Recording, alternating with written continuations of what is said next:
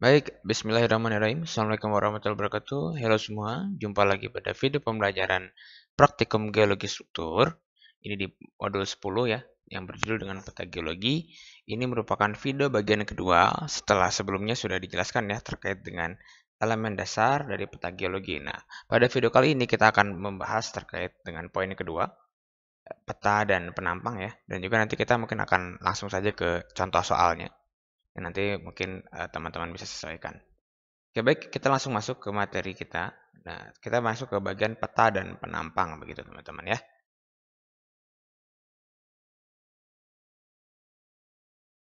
Oke, nah, tentunya teman-teman semua, apa sih penampang geologi ya? Sebenarnya penampang geologi itu merupakan tampilan peta geologi secara vertikal yang tadi sudah sempat disinggung juga dengan saya di awal. Yang ada aluvium, lalu ada struktur yang di bawahnya begitu ya. Jadi, pokoknya penampang geologi ini seperti inilah. Kalau kita dari peta, itu kita melihat secara ini ya, map view atau bird eye. Jadi maksudnya kita adalah seperti burung yang terbang, kita lihat dari atas begitu ya.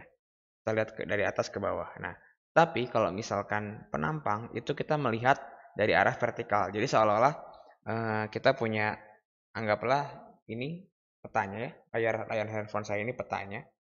Kan kita lihat dari atas begini ya. Nah, sekarang penampang itu adalah untuk melihat gambaran vertikal seperti mata saya yang melihat handphone saya sekarang ya. Jadi kita melihat secara ini ya, secara vertikal, bukan lagi secara horizontal, secara map view, tetapi kita secara vertikal begitu. Oke, tentunya penampang geologi ini rekan-rekan semua ini diperlukan untuk menggambarkan hubungan struktur pada suatu kedalaman, terutama bila struktur tersebut terdiri dari berbagai jenis dan mempunyai arah yang tidak seragam gitu ya. Nah, teman-teman semua. Jadi dan arah penampang itu sebenarnya juga dipilih untuk menunjukkan hubungan geologi yang lebih khusus begitu. Jadi kira-kira batuan apa dengan batuan apa, ini hubungannya seperti apa. Nah, itu bisa dijelaskan secara visual oleh penampang, ya. Dan penampang juga pada umumnya dibuat dari arah ya, dibuat ke arah kanan ya. Dalam artian mungkin dari arah barat atau dari arah selatan itu ke arah timur, ke arah utara begitu ya. Itulah kurang lebih arah-arah penampangnya seperti itu. Dan juga untuk membuat penampang itu dibutuhkan informasi sebagai berikut, yaitu ada penampang, topografi sepanjang garis terpilih. Jadi kita butuh konturnya tuh ya. Kita butuh konturnya. Tentunya teman-teman sudah belajar penampang topografi ya di geologi fisik mungkin ya. Ataupun ya di geologi fisik seharusnya kan ya sudah ada. Lalu yang kedua adalah data struktur, bidang kontak, kedudukan, dan sebagainya ya. Jadi pokoknya info-info terkait dengan struktur geologi yang dicantumkan pada garis penampang dan diekstrapolasikan ke bawah permukaan. Dan ini yang akan menjadi bahasan kita pada video pembelajaran kali ini. Nah, rekan-rekan, ini saya tunjukkan penampang saya pribadi ya. Jadi saya nggak mencitasi dengan orang lain, mencitasi diri saya sendiri ya, Hendrawan 2014. Nah, ini penampang adalah dari suatu kawasan, ini peta geologi di suatu kawasan di Pulau Jawa begitu ya. Jadi teman-teman bisa melihat ada beberapa satuan batuan, anggaplah seperti itu ya. Jadi ada satuan yang berwarna coklat, ya. Ada satuan yang berwarna kuning muda mungkin ini ya, kuning muda. Ada yang warna hijau, ada yang berwarna kuning begitu ya, dan ada yang berwarna biru. Nah, singkat cerita saya membuat beberapa penampang ya begitu. Jadi ada penampang ada A, B. Nah, ini sebenarnya saya tidak menggunakan kaidah yang tadi ya, yang timur gitu kan. Ini terbalik aja gitu ya. Harusnya kan dari ini misalkan jadi A, dari B bisa seperti itu ya. Ini ada A, B, penampang C, D, penampang E, F, penampang G, H, dan sebagainya begitu teman-teman ya. Nah, singkat cerita saya coba menggambarkan penampang seperti ini. Nah, ini ya. Jadi dari E ke F begitu teman-teman ya. Ini penggambarannya kurang lebih seperti ini. Jadi eh, kalau kita lihat nih dari E ke F nih teman-teman, kan teman-teman lihat gambar warna biru nih. Ini singkat cerita ini merupakan aluvium ya. Aluvium. Lalu di sini ada warna kuning ya. Ini ada TPBP begitu ya. Nah, ini ada TPBP di sini. Nah, di sini ada sesar naik ya. Digambarkan sesar naik di sini. Lalu di sini ada lipatan ya. Ada dip yang ke kiri ke arah E dan ada dip yang ke kanan. Nah, di sini ada anticline tengah-tengahnya. Ya, ini ada anticline, ada simbolnya. Nah, lihat ya. Lalu setelah itu kita lihat lagi ke gambar yang bawahnya lagi. Nah, di sini ada ini, ada syncline, setelah ada anticline ada syncline sekarang di sini di TMBP dan ada anticline lagi di TMB di sini ya. Mungkin antikin lagi, nah ini cukup banyak lipatan ya, karena memang data segdipnya juga cukup ini berbelok begitu ya. Seperti ini. Nah, ini adalah contoh penampang yang tentunya kita bisa melihat gambaran secara vertikal dari lapangan kita gitu ya. Ini salah satu contoh saja, nanti mungkin ada kesempatan lain kita lihat contoh-contoh yang lain. Baik, nah tentunya rekan-rekan coba saya akan perdalam dengan contoh yang ada di modul ya. Jadi kalau kita bisa bicara, sebenarnya ada beberapa cara untuk melakukan konstruksi bawah permukaan dari data permukaan ya. Konstruksi bawah permukaan dari data permukaan, misalkan untuk batuan sedimen yang berlapis, biasanya kita menggunakan metode busur begitu ya. Nanti sebagian ada yang kita sebut sebagai King Method dan sebagainya, itu juga sudah disampaikan di awal-awal praktikum ya. Jadi teman-teman silakan dicek lagi di modul-modul sebelumnya. Dan juga untuk batas litologi yang tidak teratur, data yang dipakai juga hanya dari permukaan dan hanya berlaku untuk kedalaman yang terbatas, misal batas kontrak intrusif diskordan. Jadi maksudnya penampang ini juga terbatas juga, kita dengan data yang ada di permukaan ya kita bisa merekonstruksi semaksimal mungkin. Nah, rekan-rekan ini contoh peta geologi. Ya. Lalu kita memiliki ketinggian, di sini ada 1000 kan ya, berarti di atasnya ini mungkin ya 1100 mungkin ya di sini ya, dan seterusnya begitu. Oke. Baik, ini berarti semakin ke sini, ini tinggi ya begitu ya teman-teman ya. Oke, semakin ke sini tinggi juga ya. Oke, baik. Nah, ini adalah contohnya rekan-rekan semua. Nah, singkat cerita, langkah awal untuk membuat penampang adalah teman-teman buat dulu topografinya. Ya, buat dulu topografinya. Ini kan misalkan di sini ya, penampang itu di garis ini pas. Ya, nanti kita tarik aja berapa gitu. Ini ketinggian berapa, ini ketinggian berapa, ini ketinggian berapa gitu. Ini ketinggian berapa gitu ya. Ya, akan ditarik begitu disesuaikan. Singkat cerita, pada penampang ini memiliki topografi seperti ini begitu ya. Dengan variasi warna, ada warna kuning, hijau, biru, pink, merah muda ya. Ada biru lagi dan ada hijau. Nah, ini berarti menandakan litologi-litologi yang berbeda ya, bisa dikatakan seperti itu. Nah, setelah kita membuat topografinya ini, teman-teman silahkan plot data strike depth-nya seperti ini ya, data strukturnya. Ini data bidang perlapisan dari bidang perlapisan gitu kan, dan pula kontak-kontak batuannya juga jangan lupa diplot. Nah, dilanjutkan seperti ini ya. Jadi ada data batuannya diplot, begitu pun juga dengan data strike depth-nya begitu. Oke, kita lihat ya. Nah, oke. Nah, ini nih yang menarik adalah rekan-rekan semua. Coba saya tuliskan dulu. Nah, kita kan menarik garis di sini sepanjang ini ya. Kalau kita kaitkan dengan ini, ya, ini dia tidak memiliki deep strike yang tegak lurus kan terhadap penampangnya ya. Kalau misalnya kita katakan begini, ini juga sama. Jadi kan kalau kita punya strike deep seperti ini, bidang perlapisan, lalu kita potong penampangnya seperti ini, dia akan membentuk sudut tegak lurus. Ketika deepnya 80, maka kita akan gambar di penampang 80. Tetapi ketika kita memiliki strike deep seperti ini, dan kita gambar penampangnya begini, ini penampang A, penampang B, dia tidak memiliki sudut 90, tapi dia memiliki sudut lancip tertentu ya. Nah, ini yang kita sebut sebagai sudut kemiringannya ya. Jadi di mana nanti ketika dipnya 80, maka penggambaran di penampang itu tidak akan 80. Itu perlu penyesuaian dengan apparent dip. Nanti kita bahas di akhir dari video ini. Lanjutkan, kan. Nah, saya coba hapus dulu ya. Oke, kita lanjutkan. Ini ada strike dip-nya di plot setelahnya. Di sini kan di plot ya. Nah, lalu disesuaikan, dibentuk juga ininya bidang-bidang tambahannya begitu. Nah, singkat cerita setelah itu akhirnya dia begini ya. Dia menghasilkan adanya struktur geologi, dan di sini juga bidang perlapisannya seperti itu. Itu bisa kita sesuaikan dengan data set yang ada kan ya tadi. Di sini dengan yang ini gitu kan, ini dengan yang ini ada sesar di sini kan ya. Seperti itu. Oke, lalu kita berikan keterangan seperti ini dan jadilah jadilah penampangnya. Nah, gambaran lengkapnya teman-teman ini seperti yang ada di modul ya. Teman-teman silakan dicek saja modulnya.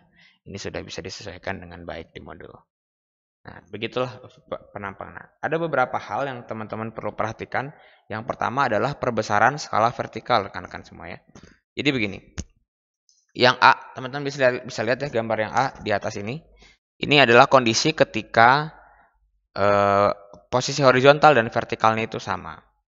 Nah, saya coba kembali ke ini, kembali ke kondisi penampang saya tadi.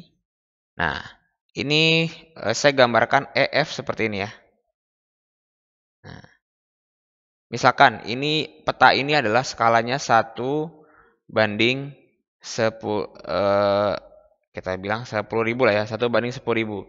Berarti 1 cm sama dengan 100 meter begitu teman-teman ya. Nah, misalkan saya menarik panjang EF ini, panjangnya adalah misalkan 5 cm, panjangnya ini mungkin 1 kilo begitu.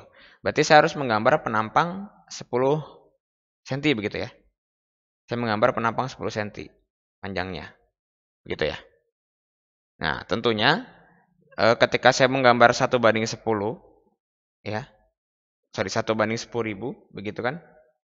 1 banding 10.000 ini berarti mewakili 1 kilometer ya, 10 cm begitu kan. Berarti kan per sentinya 100 meter. Nah, tentunya ketinggiannya pun saya harus plot 1 cm 100 meter. Ini 100, 200, ketinggian 300, ketinggian 400. Nah, ini yang dikatakan sebagai perbandingan horizontal dan vertikalnya 1 banding 1, teman-teman semua. Ya, jadi perbandingan antara panjang horizontal dan panjang vertikal itu sama. Nah, ada beberapa kasus yang memang tidak memungkinkan kita untuk membuat perbandingannya sama, seperti di kontur-kontur dengan elevasi yang cukup landai sehingga khawatir tidak memperlihatkan topografi yang baik begitu ya, atau di kondisi batuan yang deepnya itu deepnya itu memiliki kemiringan tertentu yang terlalu landai atau terlalu terjal begitu ya, nanti bisa disesuaikan. Nah, singkat cerita seperti ini. Gambar A ini gambarnya begini ya teman-teman. Ini adalah kondisi normal, 1 banding 1 ya.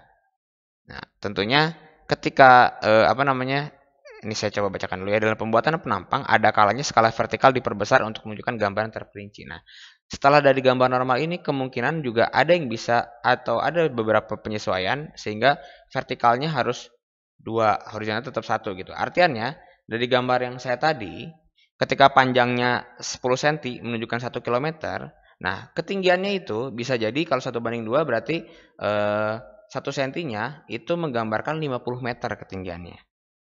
Begitu ya.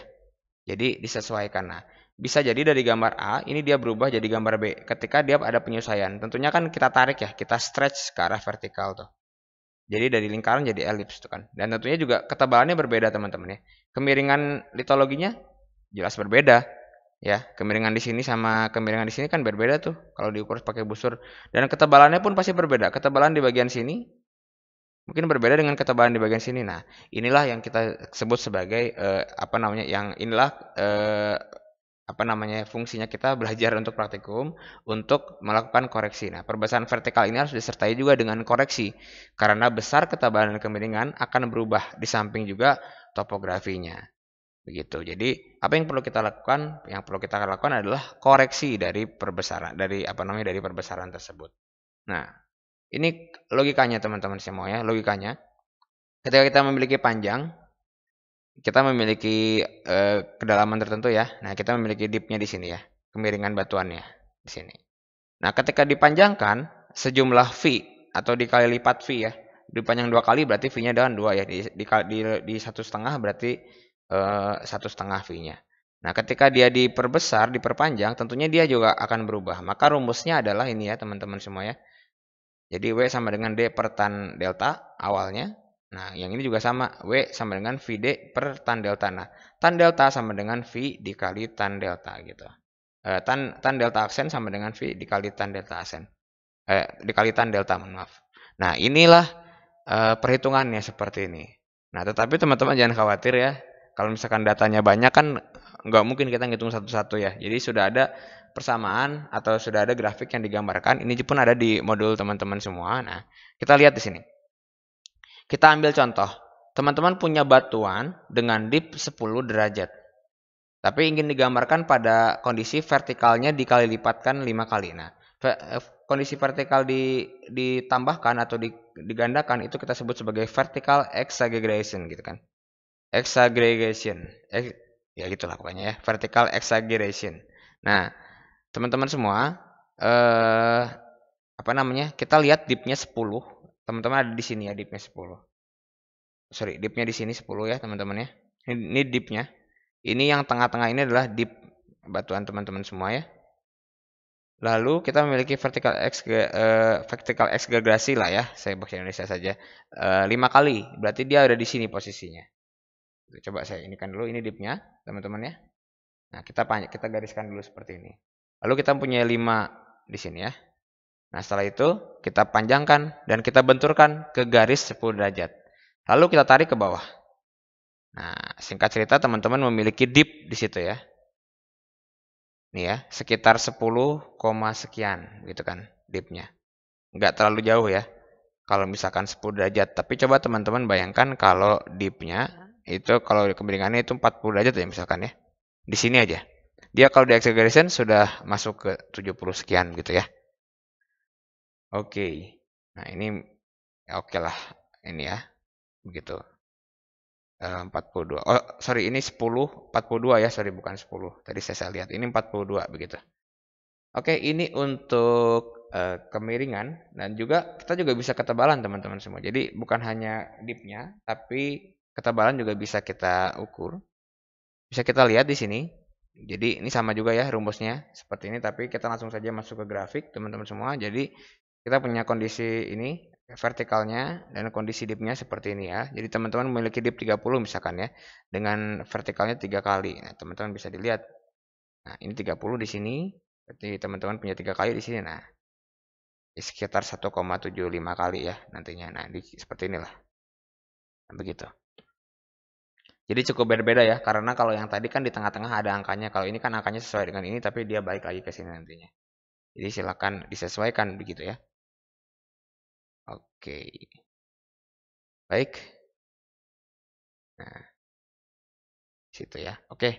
Nah, lalu teman-teman yang harus diperhatikan juga sebenarnya adalah apparent dip. Nah, jadi sebenarnya gini kondisinya. Jika suatu garis penampang tegak lurus hadap jurus dari kedudukan suatu lapisan batuan, tentunya memiliki kemiringan memiliki lapisan dengan kemiringan sebenarnya seperti yang saya contohkan di awal tadi ya. Ketika ada side dip terus dia dipotong oleh garis tegak lurus hadap penampang. Dia membentuk sudut 90 derajat. Nah, namun dalam banyak kasus garis penampang itu saling sekali tidak tegak lurus terhadap jurus dari suatu lapisan batuan. Nah, oke. Maka kemiringan demikian dinamakan kemiringan semu atau kita sebut sebagai apparent dip yang besarnya lebih kecil dari kemiringan sebenarnya. Ini sudah teman-teman lakukan sebenarnya pada modul-modul awal ya. Silakan nanti dicek kembali apa itu apparent dip gitu ya. Dan untuk membuat suatu penampang dari kemiringan semu harus dilakukan koreksi dip ya. Hal ini bisa dilakukan melalui perhitungan atau disederhanakan dalam ilustrasi atau nanti ada bentuk tabelnya seperti gambar ini. Nah, saya kasih contoh singkat teman-teman ya. Jadi ini penting ya karena banyak yang abai juga tapi nanti jadi rekonstruksinya salah. Kita punya segdip seperti ini. Dan kita punya segdip seperti ini. Oke. Kita gambarkan garis satu begini. Satu lagi begini. Inilah ya. Oke. Maka kalau kita katakan sudut antara strike dengan garis penampang ini 90 derajat. Artiannya dipnya ini misalkan dipnya ini 30. Berarti dia ya dipnya 30. Ini menunjukkan true dip. Nah, beda cerita dengan gambar yang satu lagi yang kanan. Ketika dipnya 30 derajat, nah teman-teman bisa lihat ya, ini ada garis penampang yang warna jingga dan ada side dipnya. Nah, kita memiliki sudut di sini kan? Nggak 90 derajat nih, tidak 90 derajat. Ini mungkin kita anggap inilah. Kita anggap sekitar 30 derajat lah ya, teman-teman ya.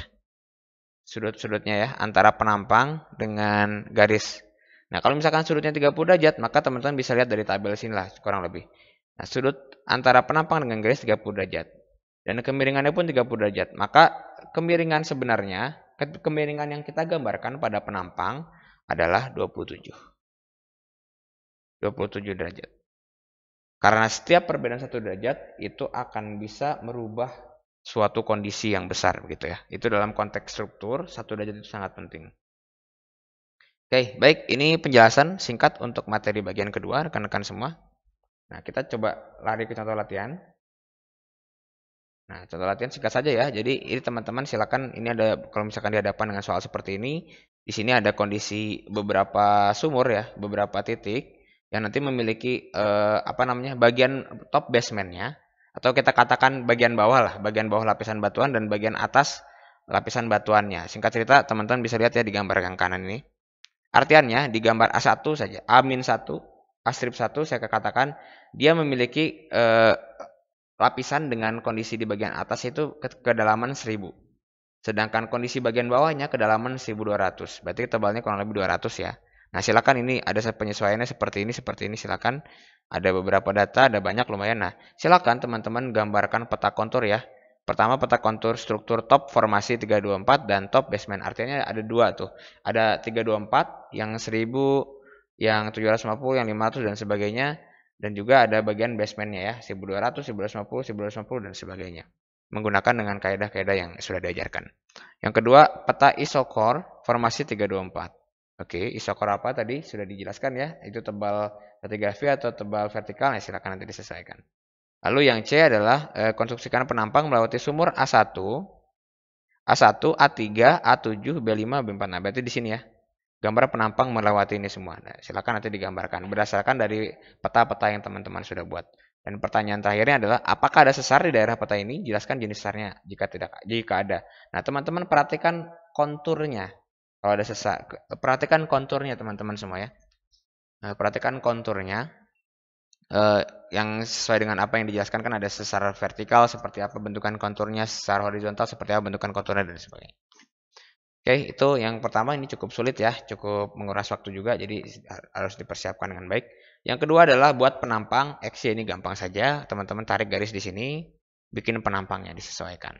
Ingat, hati-hati di sini ada sesar ya, di sini ada lapisan batuan yang berbeda, nah teman-teman silakan disesuaikan gitu. Oke, yang ketiga, nah teman-teman bisa perhatikan ya, di sini ada satu peta geologi. Nah, teman-teman silakan buat penampang B dan B aksennya, dari B ke B aksen. Dengan vertical acceleration itu sebesar 2 kali. Nah, teman-teman silakan lihat gambar ininya apabila kurang jelas di modul teman-teman semua ya. Oke. Baik, terima kasih, saya cukupkan pembahasannya sampai saat ini. Jadi kita cukup dengan 2 video saja. Mohon maaf apabila saya ada salah maupun ada ucapan yang menyinggung, mohon dimaafkan. Apabila ada yang salah terkait dengan statement yang saya keluarkan, mohon dikoreksi, bisa ditulis di kolom komentar ataupun bisa disampaikan langsung ke saya secara pribadi, dan saya sangat terbuka dalam mengenai koreksi ya. Tentunya untuk membangun. Baik, terima kasih. Sampai jumpa di video selanjutnya. Assalamualaikum warahmatullahi wabarakatuh.